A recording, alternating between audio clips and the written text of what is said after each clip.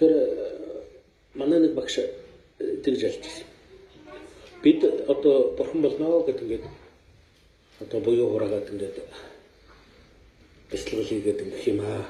Гэхдээ зөвхөн бяцлагж байгаа цаг үед л бяцлагчаад бяцлагаагүй үед тэрнээс дор юм ийгээд одоо энгийн эгэл хүнээс дор юм ийгээд байх юм бол тэр одоо гэгэрэл төрнө гэж байхгүй шүү гэдэг.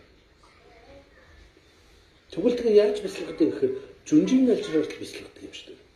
Гэхдээ тэр чинь юу гэж байгаа юм бэ гэдгсэн. Үргэлжийн анхаарал бодлого буюу үргэлжид тэр сэтгэлтэйгээ зууралдаж үргэлжилт тэр бяцлагалд оршдог байх юм бол энэ л одоо бурхан болох хамгийн түргэн харагдсан юм шүү.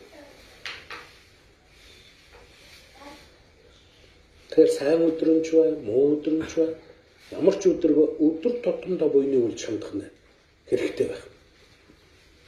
Тэр дундаасаа энэ одоо бурханы ажилласан цаг өдрүүд нь бүр хичээгээд бүх боломж, бүх чадамжаараа тэр буйны хураах хэрэгтэй байх нэ.